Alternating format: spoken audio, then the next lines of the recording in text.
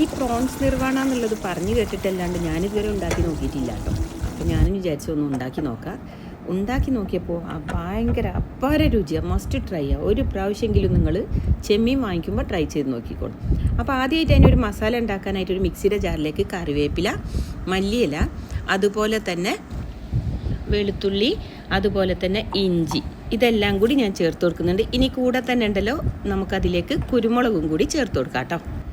ഇനി നമുക്കതിലേക്ക് ആവശ്യത്തിനുള്ള ഉപ്പും അതുപോലെ തന്നെ മുളക് പൊടി, മഞ്ഞൾപ്പൊടി, ഗരം മസാലപ്പൊടി ഇതും കൂടെ ചേർത്ത് കൊടുക്കാം. അതിനുശേഷം അതിലേക്ക് നമുക്ക് വെളിച്ചെണ്ണ ചേർത്ത് കൊടുക്കാം കേട്ടോ. ഏകദേശം ഒരു ടേബിൾ സ്പൂണോളൊക്കെ വെളിച്ചെണ്ണ ചേർത്ത് കൊടുത്തോളൂ. പിന്നെ നമുക്കതിലേക്ക് ചേർത്ത് കൊടുക്കേണ്ടത് വിനാഗിരിയാണ്, സുർക്കല്ലേ അത്. ഇതിലൊട്ടും തന്നെ വെള്ളം ചേർക്കാതെ ഈ ഒരു വിനാഗിരി വെളിച്ചെണ്ണ ആയിട്ടാണ് നമ്മൾ അടിച്ചെടുക്കുന്നത്. നല്ല പേസ്റ്റ് ആയിട്ട് വേണം എടുക്കാനായിട്ട്. ഇനിയിപ്പോൾ നിങ്ങൾക്ക് കിട്ടുന്നുണ്ടെങ്കിൽ വലിയ ചെമ്മീനാണ് ഇതിനാവശ്യം. ഞാനിപ്പോൾ ഇവിടെ ഒരു ഇടത്തരം ചെമ്മീനാണ് എനിക്ക് കിട്ടിയത്. അതുകൊണ്ട് അഡ്ജസ്റ്റ് ചെയ്യാമെന്ന് വിചാരിച്ചു. ഈ ഒരു മസാല മിക്സ് അതിലേക്ക് ഒഴിച്ചു കൊടുത്തിട്ട് നന്നായിട്ട് തന്നെ ഒന്നങ്ങ് കുഴച്ചെടുക്കാം കേട്ടോ.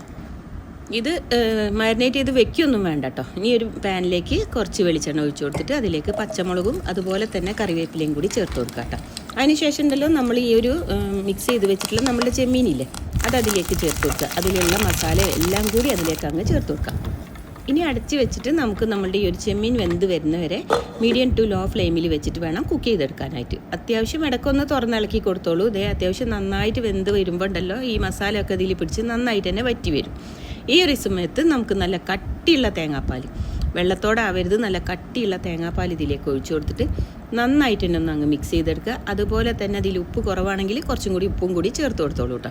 എന്നിട്ടുണ്ടല്ലോ നമ്മുടെ ഈ തേങ്ങാപ്പാൽ ഒരു മിനിറ്റോളൊക്കെ ഒന്ന് അങ്ങ് തിളച്ച് വന്നാൽ മതി. അപ്പം തന്നെ നന്നായിട്ട് അങ്ങോട്ട് വറ്റി കിട്ടും. അതിൽ നിങ്ങൾക്ക് വേണമെന്നുണ്ടെങ്കിൽ കുറച്ചും കൂടി കറിവേപ്പില ചേർത്ത് കൊടുക്കാം.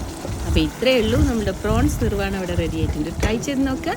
ഫീഡ്ബാക്ക്സ് അറിയിക്കുക. ഇഷ്ടമായ ലൈക്ക് ചെയ്യാനും ചാനൽ സപ്പോർട്ട് ചെയ്യാനും മറക്കരുത്. Thank you for watching.